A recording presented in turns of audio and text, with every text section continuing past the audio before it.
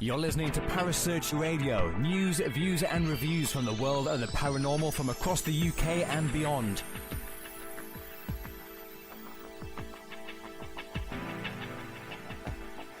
Find us on Facebook, Twitter and the World Wide Web. Parasearch UK Radio.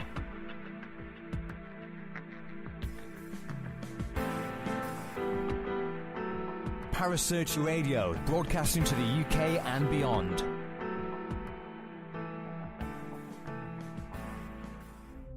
The views and opinions expressed by presenters and guests are their own and do not necessarily reflect the official policy or position of Parasearch Radio or its affiliates and sponsors. Listener discretion is advised. Hello, this is Richard Estep, ghostwriter, and from TV's Haunted Hospitals, Paranormal Investigators, Haunted Case Files, and Paranormal 911, and you are listening to PSH Radio on Parasearch Radio.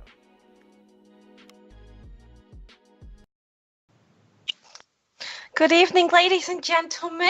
We are back yet again. The weather hasn't stopped us, although my internet kept going out earlier. We have a very other interesting guest on this evening, which we shall get on in a moment. I am joined by Carl. Obviously, he's feeling a bit under the weather today, so yeah. Hi, Sam. Hi, Sam. Yeah, I'm a little bit bunged up and a bit snotty, but I'm getting there, and it's good to be back on the show after a couple of nightmare last couple of Thursdays. So. Yeah, because obviously last time you were stuck in traffic, weren't you? And then you couldn't get on. Let's just say that I saw the same bit of road for about 2.5 hours. And didn't travel very far, and then, it was all fun and games. So. But I'm back. I'm a little bit snotty, but I'm still here. Yeah. Yep. So, guys, this evening we are joined by our lovely friend Liz Cormel. We have known Liz for a few years now, and obviously when we were on Blog Talk and Mixler ourselves, we had her on a few times. So, welcome back, Liz. Thanks, Sam. It's nice to be back. And how are you doing this evening? I'm a bit snotty like Carl, as you could probably tell by the nasal quality of my voice. I shall try not to blow my nose while we're on air. So, the first thing I would like to ask you is, what do you do in the paranormal field? Well, I'm actually getting back into it after having a couple of years break due to ill health. So I'm currently working with a couple of groups who do mainly private investigations. So I'm doing investigations for my own pleasure at the moment and data gathering, but I also do tarot readings and house clearances and stuff like that. Mm. Yeah, because you've not. How long has it been now since you've had your knees done? My right knee's first birthday is next Thursday, as it happens. And I had the left one done the November before, so it's not been that long, really. That's gone pretty quick as well, though. Yes, it's been a lot of hard work, but I'm back on my feet. And you managed to celebrate. You managed to do some little charity walk, did you not? Yes. Always up for a challenge. I did a 5k walk for MenCap. That was last August now, so going back a bit. No, not even that long ago. Last September, October time. Yeah, how did that go? Well, I managed the 5k and I wasn't last. I was last but one. There was one guy behind me in a wheelchair. And I raised over £250, which was really cool. That's brilliant. Yeah. So, obviously, you go by leg. Is it leg? I'll just say it. Leg Willis. I was like, I didn't want to say that wrong. So how did you come to get that other name? I don't know if you know, but it's traditional that anybody who's Wiccan or practices witchcraft has what used to be a secret name. Mostly it's either given to you by a coven, but mine was given to me by my guides during a meditation. It was just one of those things that popped into my head, and I was like, yeah, that's my name. And it's Welsh. So it actually means the white one. Okay. So you obviously you've got this this name that was given to you. Can you explain to the listeners about the reason how? Because obviously you follow certain paths that you've done over the years, White Witch and paganism and everything like that. And you're very much a spiritual person. So how does that incorporate into the paranormal side of yourself? Basically, if you follow the path of witchcraft, which I do, you believe that every living thing has a life force. Call it a soul, a spirit, something that makes you, and that carries on after death. So that helps me make connections because I've got a strong belief that every living thing does have a spirit. That helps me connect with spirits in the other world. So that helps me during paranormal investigations. I kind of look for the energy. I don't look for the person or what was the person. I look for the energy. It's all energy work. Okay. And I know we've had this conversation, and when we've been investigating together, you say it's basically a bit like you're a beacon attracting the light to you. Yeah, I believe that Spirit sees anybody with psychic ability as a bright white light. I kind of, when I switch myself on and my mediumship psychic abilities, when I switch them on, I kind of shine out in a group of other people who don't necessarily have those gifts. Spirits then know who they can talk to and who will be able to communicate with them. Okay. So just to clarify, there's obviously so many different types of mediumship. Yes. What type of mediumship are you? Are you clairaudient, clairvisual? There's 7 types, and it seems to get bigger every time. It's usually one aligned to each sense. Uh-huh. So, like you say, clairaudient is hearing, clairvoyant is seeing. I'm claircognizant, which means clear knowing. The clair is clear, and cognizant is knowing. I don't speak to spirits as such, so I don't hear their voices. I kind of see their messages as if they were my own memories. Mm-hmm. But I am developing clairvoyance. I've noticed in the last few investigations I've done, I've actually started to see a little bit more, which is freaking me out a little bit, to be honest, because I'm not used to it. Yeah, because I know that on a couple of occasions when we've investigated that there's been times when you've been doing your work, you've sort of then jumped because something has made themselves aware to you when you actually didn't expect to see them. Yes, I'm quite comfortable with knowing where they are because I can feel their energy, and I know exactly which one you're talking about, Carl. You're talking about the Skirrid, aren't you? Yeah. Where I saw something crawling across the floor in front of me, towards me, and yeah, it because it's new to me and it's still a bit scary. Yeah, I did freak out a little bit, I have to admit. I must admit it was quite interesting because, just to let the listeners know, there was a couple of us there, and we were sat on the couch. Liz was sat by the doorway. Anybody that knows a Skirrid, there's one of the rooms that has a bathroom which you go down some stairs to, and Liz was sat on like a little buffet type thing. Yeah. Doorway, and I was on the couch, and I had the thermal imaging camera going, and there was this thing that kept on sort of appearing on the camera and appearing around the side of the door. Mm. And then obviously Liz then was picking up on whatever she was picking up on, and then there was a little bit of a moment where she obviously saw what we were seeing on the thermal imaging camera, and there was a little bit of a hysterical moment, quite a funny moment. The three of us were there. Well, it was a bit like the scene in The Ring where it dragged itself over the banister and started crawling across the floor towards me. And I didn't realise that you were picking some stuff up on the thermal camera, and all I could see was this thing dragging itself across the floor towards me, and the puff was a little bit too low for me to actually stand up.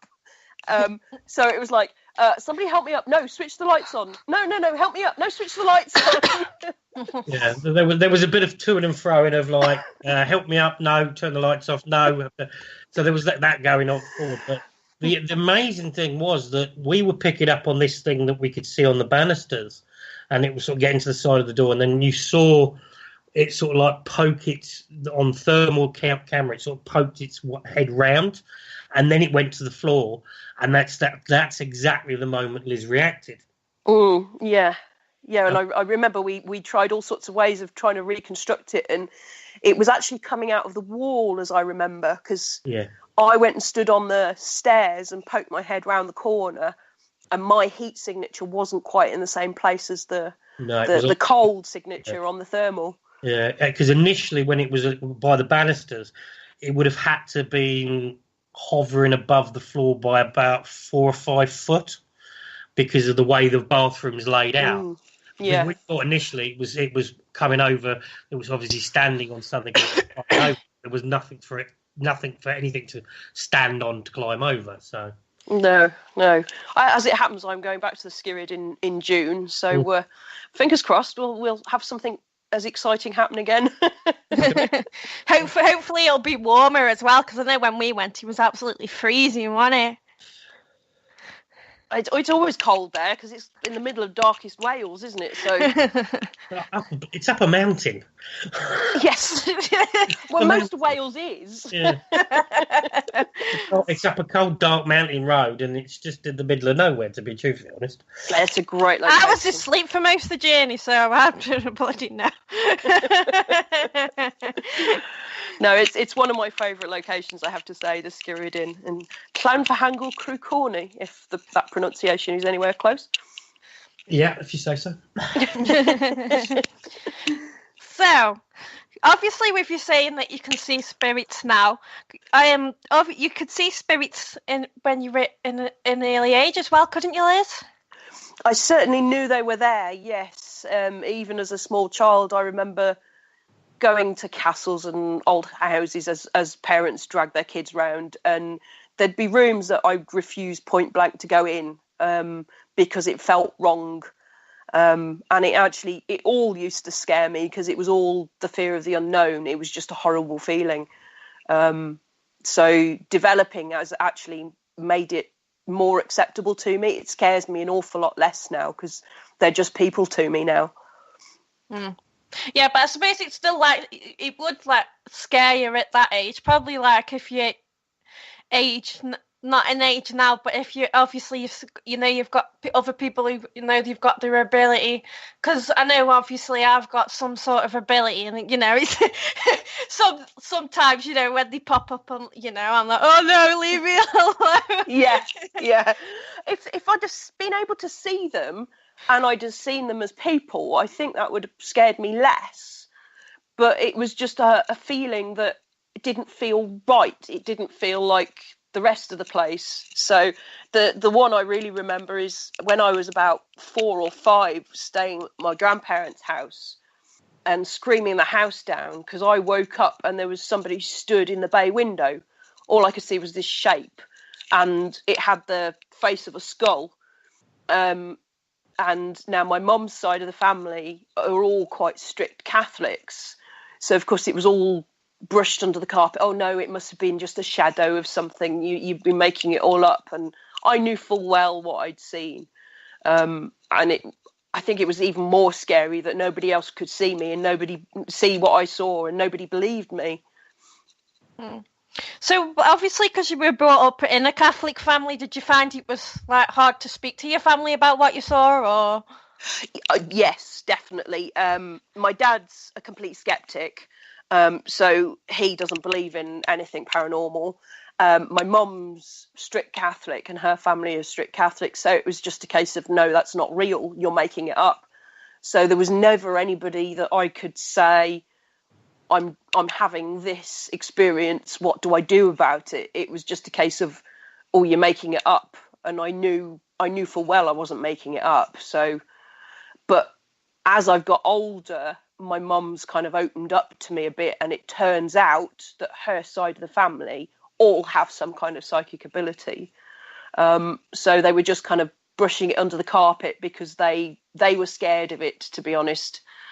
Because, of course, Catholics all see spirits as evil and it's all from the devil, and you have to get a priest in to get exorcised and all that kind of thing. So they were, oh, no, you can't talk about that. That's all the devil's work. So yeah, it would have been easier, I think, if I'd have been able to go to somebody and say, look, I'm getting this.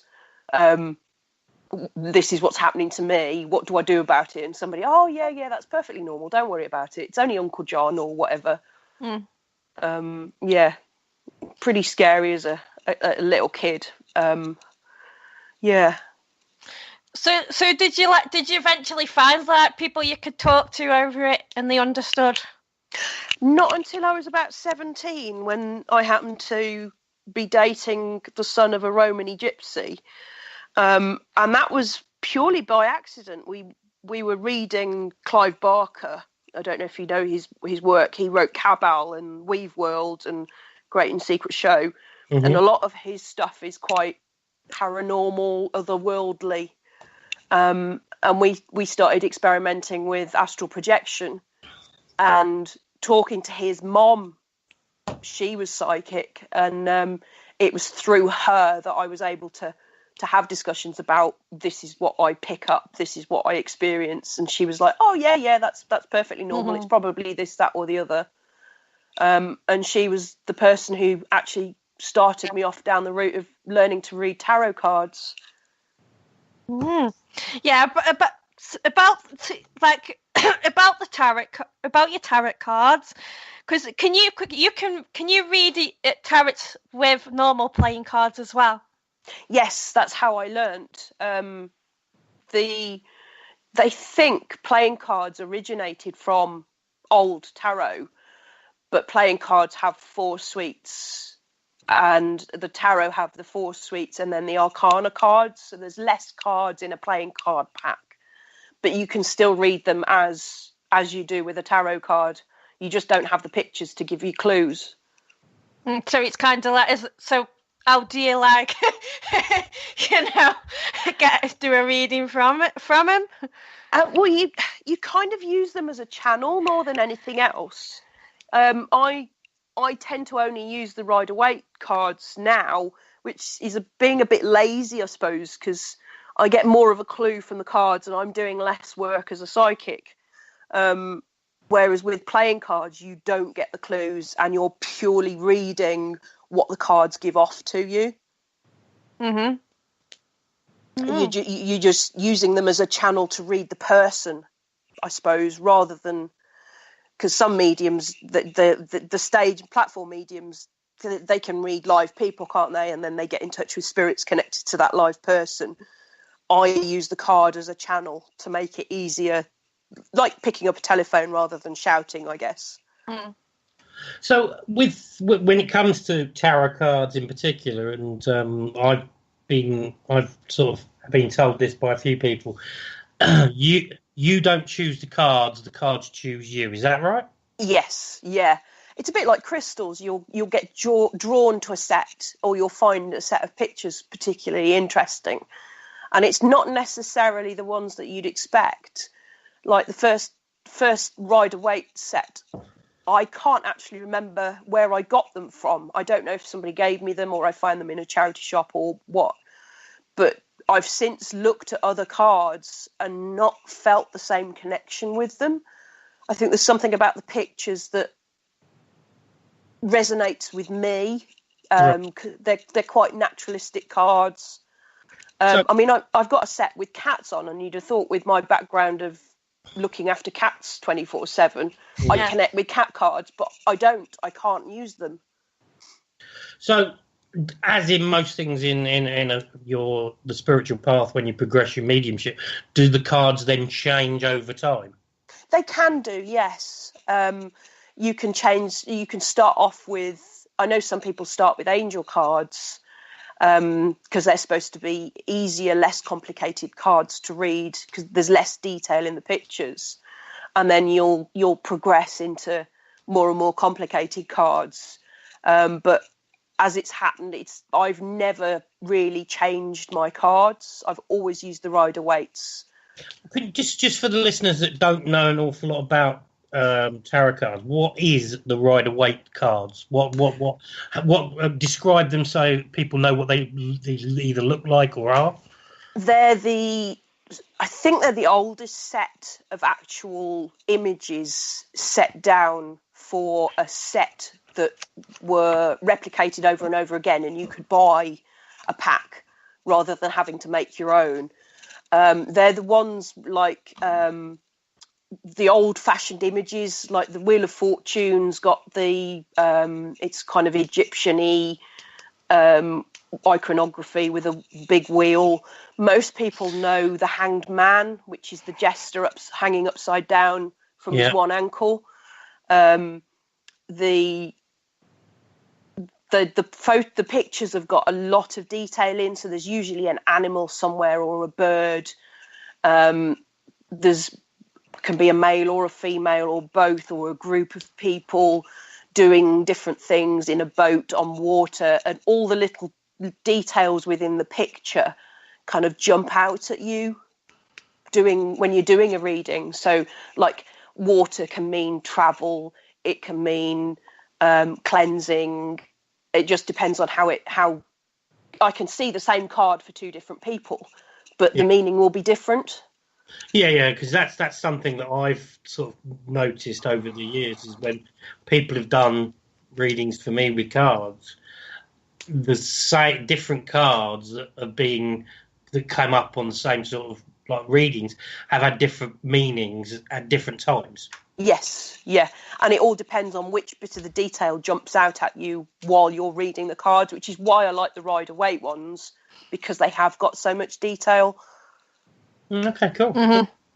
So do you, because obviously I've read about tarot cards and I am learning tarot cards myself, so do you like open and close? Because they say to like open and close, don't they, before you do a tarot card reading? I see the shuffling as the opening, and then to close, I knock the energy off the cards. You know, you put them in a pile and you bang them end on the table. Mm-hmm. I visualise the energy being knocked off them, and then I wrap them in black silk and they go in a box then. So they're not picking up any extraneous energy from the surroundings. They've got my energy on them. They're my set of cards, and I can tell if somebody gives me a different pack, because I've got a spare pack of Rider-Waite's, and I can tell which pack I've been given, whether it's the one that I use all the time or my spare pack. Yeah, because I've got two sets, and it was like the other day, my sister picked them up, and I'm like, "What are you doing?" Yeah, you never pick up a set of cards without permission. So obviously I had to, get my energy back in them and that again. Yeah. She does it with me crystals as well. Yeah. I mean, I found the best way of learning tarot is I'm really lazy. I hate reading the little book. So I've never learnt them by rote. But I used to spend a lot of time just looking at one and looking at the picture and looking at the detail in the picture and thinking about what each of the elements meant to me. I'd then meditate on that one card. And sometimes if I was having trouble with a connection, I'd put it under my pillow before I went to sleep. And I did that with all of the cards as I was learning. And then you find as you do more and more readings, it gets easier and easier to pick up the meaning without thinking about it. Yeah, because like I know, because I've obviously got friends as well who use tarot cards, and they're like, oh, you sleep like they slept with them under the pillow, because that's Yeah. obviously a connection, another connection as well you can make. Yeah, well, you're trying to get your subconscious brain to connect with the card, and the easiest way of doing that is when you're asleep. Mm. So, do you use crystals as well, Liz? I do, but not a lot, if you see what I mean. I do believe in the power of crystals, and I always wear my amulet, which is moonstone and amethyst in the shape of a mother goddess, and I use her as my dowsing pendulum. Very occasionally I will feel like I need a certain crystal, and I don't know why, and I'll be drawn to a colour of crystal or whatever. More often I give them as gifts. If somebody I know is struggling with something, anxiety, or they're having arguments with people at work or whatever, I will give them a crystal that I'm drawn to as a gift. Mm-hmm. I don't know much about crystals, and I'm speaking to yourself, Liz, and Kerry's helped me out with certain crystals, where to place them, and I've got another friend who gave me some information on where to use them and this, and I've got big chunks of things lying around the house, so there's different places that are supposed to do certain things, like keep certain things out and all this sort of stuff. So yeah, they're very useful for protection. I wear a hematite ring, which keeps me grounded. Otherwise, I tend to be off with the fairies. So I find it keeps me grounded and able to function in everyday life. Okay, so obviously you've got this element that you've been doing since you were very young, and then obviously you had another experience and you started doing the tarot cards. So can you just tell our listeners, because I was, to be truthful, when I first met you and found this out to you, I was a little bit gobsmacked, because I was like, not that I didn't expect it of you, but I thought, wow, what an interesting job you did. But you actually were a forensic science officer for the police force. Yes. Very logical. How did that become? It was. I always wanted to do forensic science from when I was a kid. Logical, finding out why things happen and proving things in a court of law, which a lot of people will go, well, hang on a minute, that's completely opposite to paranormal investigation. But it isn't. To me, it isn't, because I've always called myself a skeptical medium, because I will always look for another a logical explanation for what I'm feeling, getting, however you want to put it. I won't jump to the conclusion that I'm talking to a spirit. Is there another way I could get the same information? So it actually works in my favour as an investigator to have that scientific background.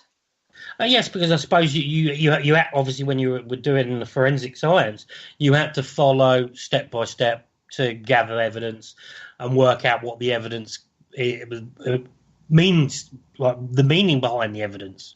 Yeah, it's coming up with a proof to say, I have found this, and this is my proof.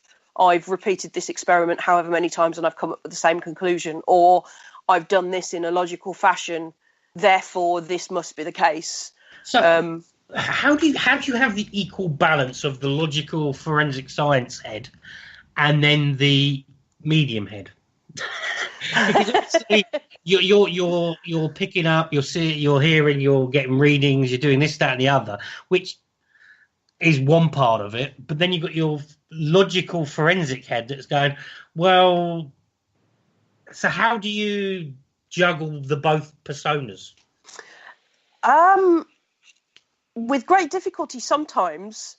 It's taken me years of doing hundreds of investigations to be able to trust that I'm not getting the information I come out with from a logical source.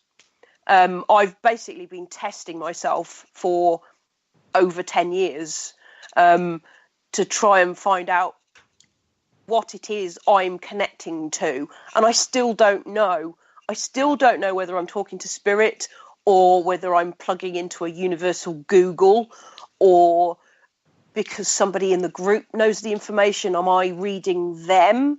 Right. So I still haven't got a definitive answer as to whether I'm talking to the spirit of a dead person who used to live in that location. I mean, some of the things it's easy to test because I've gone to places where all I've known is the postcode. I've not known whether it's a house, a shop, a castle, an old manor house. I've known no history of the place, and I've come up with very specific facts, like names and dates, that I could not have found out by me reading it on the internet because I've never read about the place. But where I'm getting that information from, I still haven't got an answer from. But I've got to the point now where I trust I'm getting it from somewhere other than my own conscious mind. Uh-huh. I just need to take it that one step further and prove whether it's from spirits, universal Google, or I'm reading somebody else in the group who knows the answer. But if you take, because I know I work with you, and you love going off on your own in the middle of nowhere, middle of anywhere, to any location, and just wandering off and spending hours upon hours on your own, and then coming back and giving us information, and then that information, we've got dates, names, and this that we then find out actually has a link. So you're not reading that off somebody that's there because there was nobody physically there for that period of time with you. Yeah, but I don't believe that everything comes from one source. I don't believe there's one answer to the paranormal. I think there's a load of different things that all mix in together. Okay. So me going off by myself, yes, I'm not reading it from the group, but I still don't know whether I'm getting it from a spirit.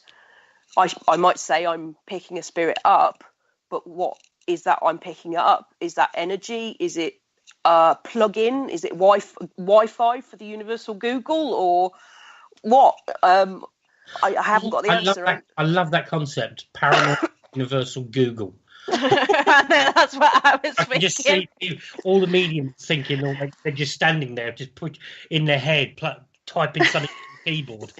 Yeah, well, the theory is that once the knowledge is out there, so somebody makes a scientific discovery and realizes that if you combine this element with this element, you end up with something else.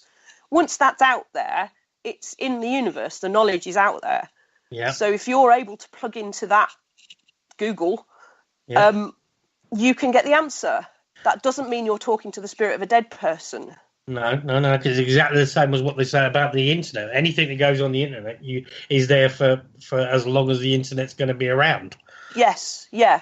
And I haven't yet come up with a way of testing whether I'm speaking to the spirit of a dead person or I'm plugging into the universal Google, because at the moment we don't have a way of testing for the spirit of a dead person. Okay. So obviously, when you were being a forensic scientist, you've obviously been and having conversations with you.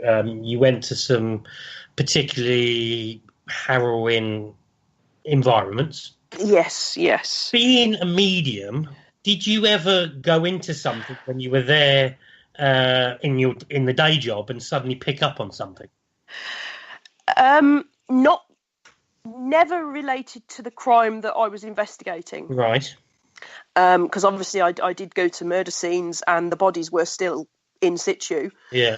But I think it takes a while. If the spirit is going to come back, I think it takes a while for the spirit to kind of gather itself. Mm-hmm. I'm not 100% on spirits in graveyards either, because the spirit isn't connected to the physical body. So why would you hang around a graveyard? Mm-hmm. Surely you'd go back somewhere that you enjoyed more than hanging around a dark graveyard with a load of dead people. Yeah. I've never once come across the spirit of somebody I'm investigating the murder of. I have been in places where I've discovered other spirits. The one that sticks in my head was a burglary and an arson in an old community centre. And myself and a colleague, the first thing we picked up on that was a bit odd was the smell of tobacco smoke. We kind of dismissed it, as you do, carried on with our job, looking for evidence, found the caretaker and went, "Did you come through here smoking a cigar?" And he was like, "No, I don't smoke." And we were like, "Oh, okay." But there was a few rooms along the corridor where we could smell the smoke, and in the main, what used to be like a theatre room, that definitely felt like there was somebody there. But obviously being at work, that's not what I'm there for. It was kind of like I had to brush it aside and get on with my job kind of thing. Yeah, that's interesting. That's really interesting. So you're a forensic scientist for 5 years. 18 years. I was 18 years. Yes. Well, Tango for research. Yeah, 1998 I joined. Zach the researcher. Listen got with 5 the years research. here. Oh, okay. My typing skills obviously are wanted. No, so how did you you obviously you're doing the job. You've obviously got this ability that you're learning more about over the years. So how did you get into what was your first experience of an investigation or a ghost hunt or a public event or whatever like that? That was a friend from work going, "Shall we go for a laugh?" And it was one of the big public companies who still do huge events at Caldecott Castle. Mm-hmm. And we were doing it as a bit of a laugh, something different, a bit of an adrenaline rush. And it was during that investigation that I said something to the group medium, and he went, "Are you psychic?" And I went, "Well, I don't really know." And he was like, "Right, you need to go and develop that." So that's what kicked it all off, really. So how long were you developing it before you felt comfortable to actually then think, right, this I had this ability then? Well, I kind of knew growing up that I'd got something. Yeah. And I went on this event at Caldecott Castle, and the medium confirmed what I was picking up and explained the tinnitus to me. I don't know if you know, a lot of medium psychics get tinnitus when a spirit is communicating with them. Yeah. It's kind of the first sign you get when a spirit enters your energy. He explained that, and I was like, that makes sense now. If I go into a castle and I go into a room, my ears start ringing. I now need to know the next step. So I went on a development weekend, where I actually had my first experience of trance mediumship, unbeknownst to me. And the historian kind of went, "There's no way you could have come up with those facts off the internet, because it's not on the internet." It was an SOE station, and I channeled an RAF officer who'd run part of the SOE station. And I came out with some code words and gave his name and squadron and stuff like that. And she'd only found out because they'd got the paper records at the location. And then it was just a case of testing myself. The scientist part of me went, yeah, this is really interesting. Can I prove it? So I joined a local group, and we're talking back in 2005 now. And then within a couple of years, I was going on an investigation every Friday and every Saturday night. I was a member of 6 different groups. And it took me 6 different hoodies then. Yes. Yes. All black, funnily enough. Yeah. And then it was just a case of, it got to the point where I was kind of taking people to one side in the break and going, "I've been given this," and people were like, "You should have said that at the time." having the confidence then to just come out with it and say, I'm getting this is what I'm being told, this is what I'm being given. And to be honest, I'm quite an outgoing person anyway, so it didn't take me long to have the confidence with going what I was getting, because I find it's a block. If I don't say it, that's all I get. I don't get anything else then. Yeah. Because if you don't say, you're at that stumbling point where you will just keep on dwelling on that point without saying it, don't you?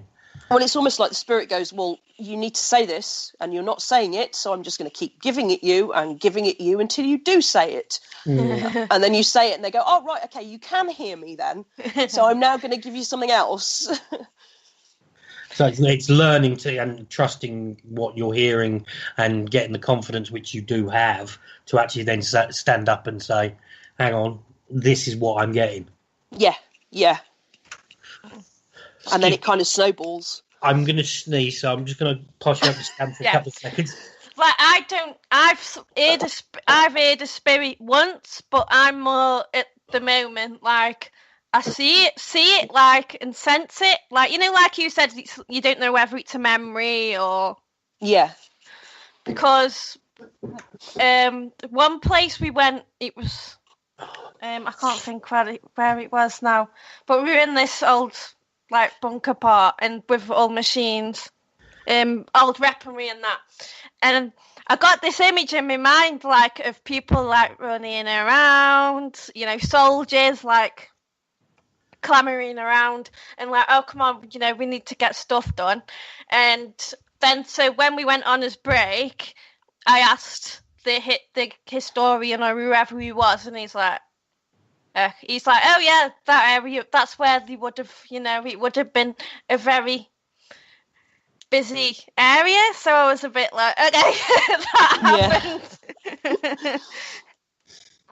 Yeah, it takes that to happen 2 or 3 times before you then have the confidence to say it at the time.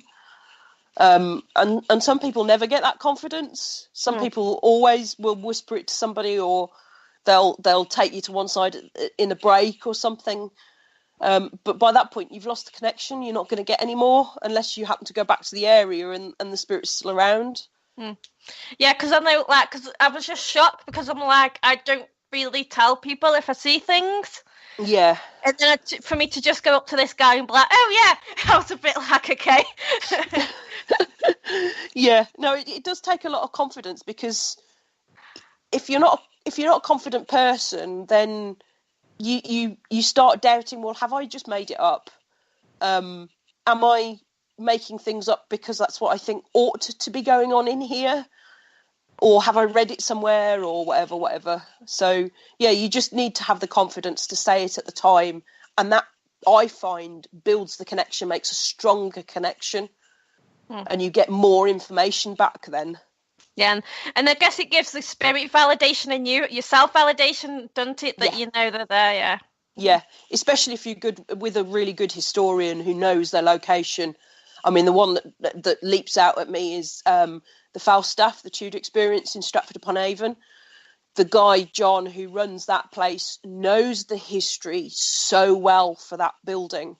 So when you get something really random, like the last time I was there, I think I came up with some kind of wild animal, and it's a house in the middle of Stratford-upon-Avon, so why would I be picking up a wild animal? He was like, oh, no, they used to have circuses come through here, and they used to stay it used to be a pub. And then that means because when I was there not so long ago, when he was telling a story about there's a period of time where there was one of the guys that was there kept a bear in a cage in the courtyard. Yeah, that was it. Yeah, because it was the bear with the ragged staff. Yeah. But yeah, there's a period of history where because he's done so much research. They used to have travelling circuses through there. But it's really, really useful as a medium to have somebody there like that who you can go, I'm really sorry, this sounds really, really random, because it does to you. And you say it and they go, oh, no, that makes perfect sense. So you go, oh, okay. And then the spirit goes, no, told you so. Yeah, I suppose it sounds like a completely crazy thing that you pop in your head that you have to say out loud, and you're thinking, God, I'm going to sound like a complete and utter woman.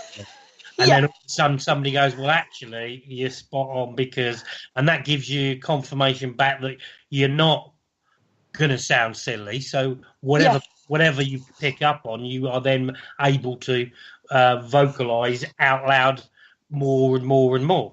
Yeah, it's like I hate giving names like Mary or Elizabeth or George because they're really common names for olden days, for want of a better term. Uh-huh. So I'm always really wary of saying those names, but when I do, it's because that's what I'm being given, and 9 times out of 10, somebody will go, "Oh yeah, it's Lizzie. She's the prostitute who haunts here," or whatever. Yeah. So obviously you've been doing the paranormal side for a long time now. Yes. Hundreds of locations you've been to. I've lost count. To be honest, I wouldn't remember them all. Yeah, it's quite a generic question, but I always have to ask somebody that has done so many locations. Do you have a favourite, or is it difficult for different reasons, is it difficult to actually pinpoint it to one location? Until about 5 or 6 years ago, I would have had no problem answering that question. It would have been the Ancient Ram Inn. Mm-hmm. No question. Every time I went there, something big happened. Me and the group of public would see a full apparition, or something would move in front of us, or we'd get responsive knocking or whatever. But since John Humphreys started to go downhill with his dementia, and now, bless him, he's no longer with us, the last 3 times I've been there, I got nothing. It was dead as a doornail. So I think the Skirrid is probably up there, just simply because of what we've got on pieces of equipment that have gone alongside what I've got as a medium. Yeah. Galleries of Justice is another one that I really like because it's such a huge location, and you get different things every time you go there. And the Galleries of Justice is a great location because there's different areas. It's like you go from courtroom to underground to get Templars to caves to this. Yeah. And it's just like you think, wow, you're in the middle of Nottingham. You've got underground caves, and then all of a sudden you've got a courthouse. You've got police cells, like modern police cells, and then you go further down. You've got basically a cave as the condemned cell. Yeah. In terms of, I don't think I've got one favourite really. I think mainly because I never remember, once I've left a location, I don't really remember what's happened. My memory's that bad. And even when I go back, I don't go, oh yeah, I got so-and-so and so-and-so and so-and-so last time, which to me helps me validate my work as a medium, because I know I'm not remembering it from last time because my memory's so shocking. But I think, the Skirrid and the Galleries are the two that, if somebody went, pick a location for a free ticket, I think those two would be top of the list. Yeah. Well, it must have been. I've recently been at the Ancient Ram, and I've been to the Ram when John was alive, and I've obviously been to the Ram since he's passed, and it has a different feeling, but it also has a stranger feeling now since he's gone, because obviously his possessions and his jackets and all his personal bits that are still in situ. No, I haven't been since he's passed, so maybe that should be back on my list of. It's worth having another look down now, because it'd be quite interesting. Last time I went out, we didn't have any mediums, or it was all tech, and it was all science and stuff like that, and all that sort of stuff. It would have been quite, because there was a couple of times that we picked up on what we thought was associated with John. Right, I've wondered that actually, whether he's there still. Yeah, that would, what I'd be quite interested to see is having a medium there to see if there's if they're picking up if he's there or not, just to see is it just presence from his personal belongings. Yeah, because I can't do psychometry. It's one thing I've never ever been able to learn to do. Yeah. Just to explain, that's when you pick up somebody's personal possession and read that item. So I've never been able to do that. So it would be interesting to see if he was still in the building, and it wouldn't surprise me, to be honest, if he were, because I had a hunch that a lot of the energy within the building was coming from him anyway. Yeah. Which is why when his dementia got worse, the energy kind of decreased. A lot of people I've spoken to, and a lot of people that when we were talking about it when we were down there, they say exactly the same, is that they think John was the catalyst of the activity there. Yeah, it was almost like he was a portal. Yeah. It's still a crazy place. The place doesn't change. It's still a crazy place. I always remember the first time I ever went there, and I wouldn't walk through it by myself. It felt so oppressive. But I mean, it was probably one of the first 5 locations I ever investigated. Way back when I didn't really know what I was doing and didn't know how to protect myself and stuff, and it was all new and scary. I must admit, it's one of the few locations that I've been to when the lights are out and there's windows to the outside world. But when there's no lights inside the place, it is pitch darkness in the place. Yeah, and it's always freezing cold as well. Yeah, well, last time we were there, it was warmer in the Ram than it was outside. You know that feeling when you go on holiday and you walk off you walk off a plane and you get hit with the heat? Yes, yeah. That's how it felt when you walked out of the scary, you got hit by the heat. No, I've been there at all sorts of different times of year. Hot summer, cold winter, freezing cold, snow on the ground. And I've actually slept in my car because it's been too cold inside the Ram to sleep in the Ram. Plus something without a body getting into bed next to me, but that's beside the point. No, I wouldn't. I've been given the opportunity to sleep in that place. I wouldn't. I wouldn't either. I didn't get much sleep, let's put it like that. Not when there's a perfectly good car outside in the car park, or there's a perfectly good hotel just up the road.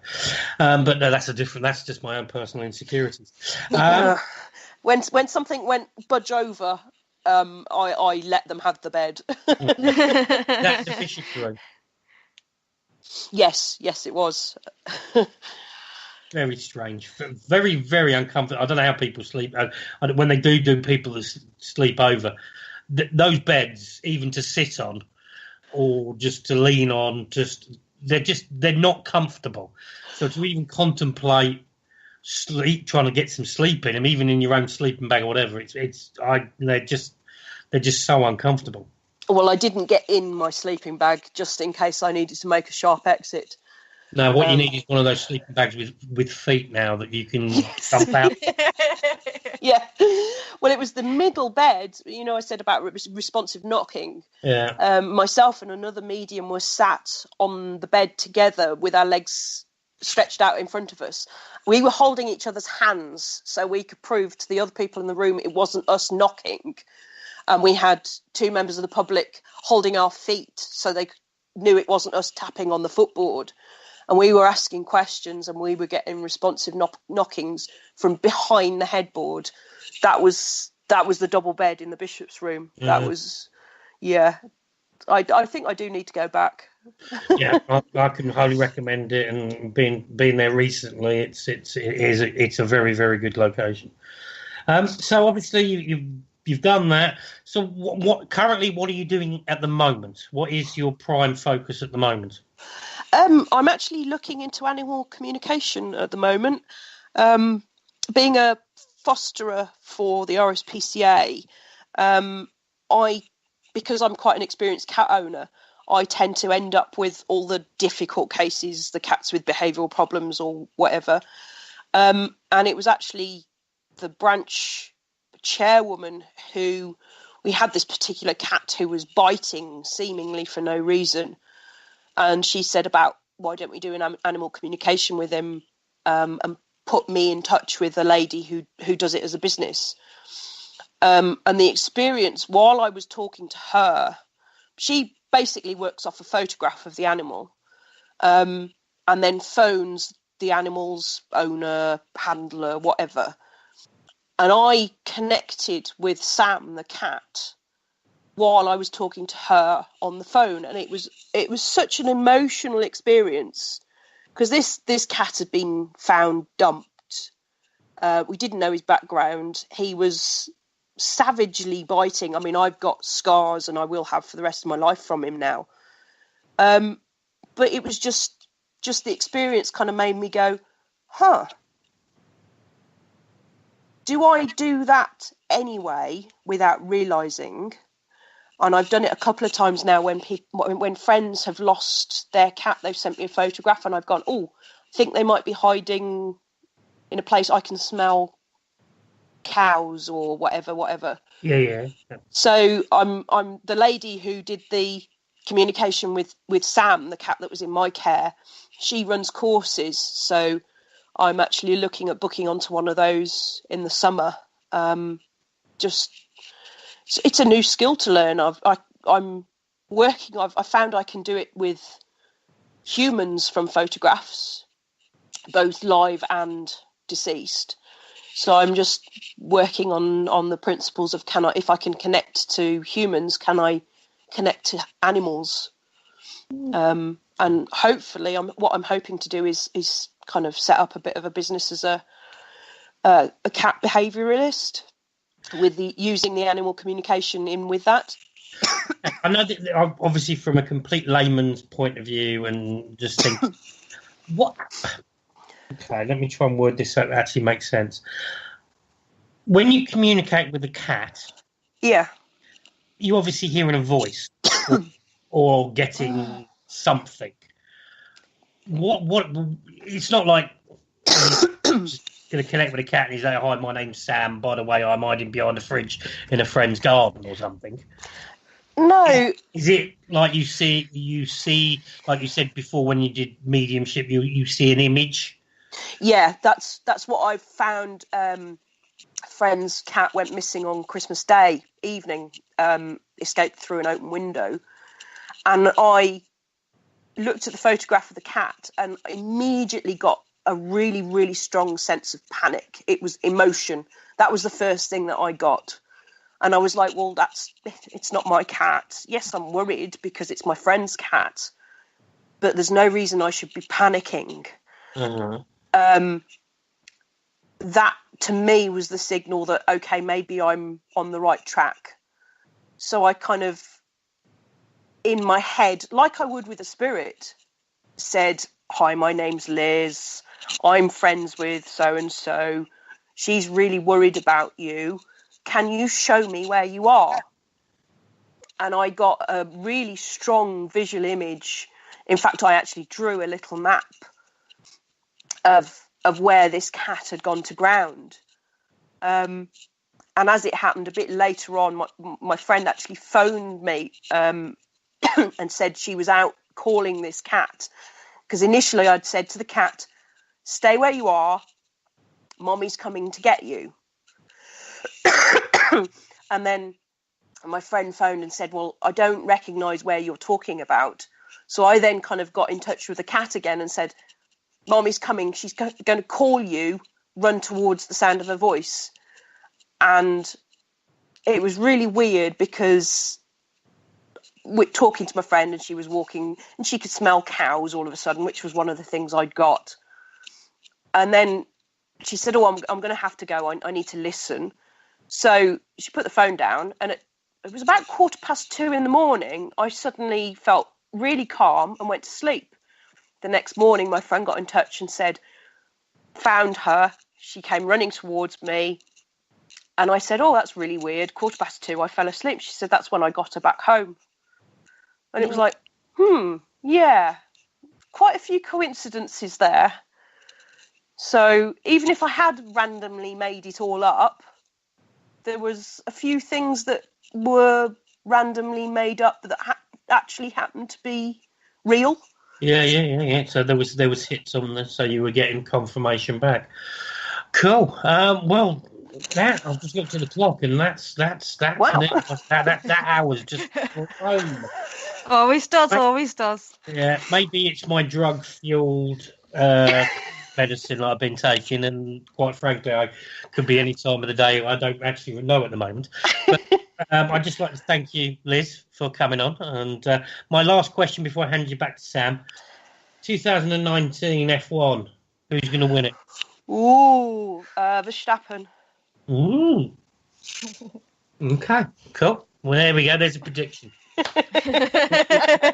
He'll be putting a bet on now if you can put bets on Formula One. I don't know. You can bet on Formula One, and I'm not going to bet on Verstappen. I think there's somebody else that's going to win it this year. Oh yeah, what's your prediction then? I think Vettel's going to come back fighting with Ferrari. Now they've got rid of the other guy out of Kimi. I think now he's got a young buck in there. He's got something to prove, and I think Ferrari are going to step up. They've got a new guy in front leading the team. I think it could be a few surprises with the Ferrari team. I think Sauber are going to be. I think Kimi's going to be because he's going to be free and easy, and he's going to have a car. And Sauber's weren't any slouches last season, so I think he's going to be podiums a few times. Yeah, Kimi's good. Kimi's going to be Kimi anyway. He's always going to appear somewhere on the podium on the first three. Yeah, whatever car he's driving. And obviously it's Lewis's to lose, but I think it might be a little bit different. Okay, back to you, Sam. Thank you, Liz. Thank you. Right, guys. Anyway, guys, thank you, everyone in the chat room. As always, it has been a pleasure. If you want to listen back to shows, you can obviously check us out on Spreaker. This is obviously what we are doing live. We are also on YouTube as Parasearch Radio. You can listen back to shows there because once an episode has gone live, it goes straight to YouTube. You can also find us on Facebook and Twitter, guys. So with that said, guys, say good night. Good night. Night. Thank you for listening. Don't forget to join us for more shows throughout the week. Find us on Facebook, Twitter, and the World Wide Web to keep up to date with all the shows right here on Parasearch Radio.